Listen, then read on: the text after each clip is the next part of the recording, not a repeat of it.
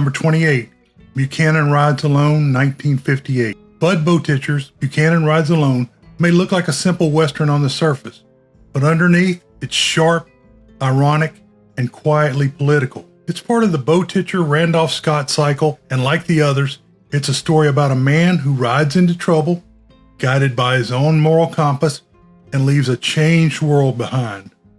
Scott plays Tom Buchanan, a weary but confident drifter heading home to West Texas after years in Mexico. He stops in the border town of Agri and immediately steps into a hornet's nest of corruption. The town is run by the Agri family, three brothers who've turned law and order into a private racket. One's a judge, one's a sheriff, and one's a schemer. Together they control everything that moves, including justice. When Buchanan defends a young Mexican man accused of killing one of the Agris, he finds himself framed, robbed, and jailed. But he's not the kind to stay caged for long. With a mix of humor, patience, and grit, he navigates the crooked system and turns the brothers' greed against them. Unlike darker Bowtitcher films like Ride Lonesome 1959 and The Tall T 1957, Buchanan Rides Alone has a sly sense of humor. Scott's Buchanan isn't tortured or vengeful. He's amused, even bemused by the absurdity around him. You can feel the director's hand in that tone. Bowtitcher's heroes don't seek conflict. They're drawn into it by the sheer incompetence and corruption of others. Scott gives one of his most relaxed performances.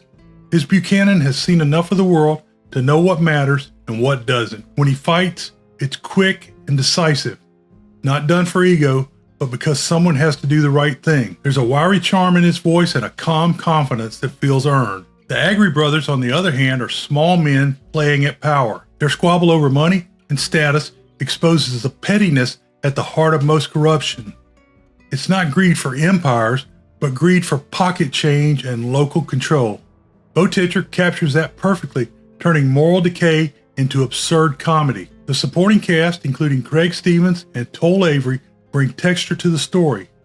The dialogue is crisp, the pacing brisk, and Charles Lawton Jr.'s cinematography makes the dusty border town feel both empty and claustrophobic, while also a stage for hypocrisy. By the end, Buchanan walks away richer in experience, if not in cash. He leaves the town behind, cleaner than he found it, and moves on without bitterness. That's Bowtitcher's trademark ending.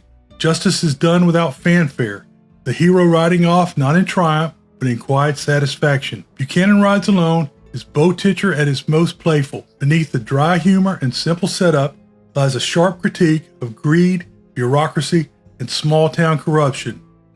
It's proof that even a small Western can hold big truths.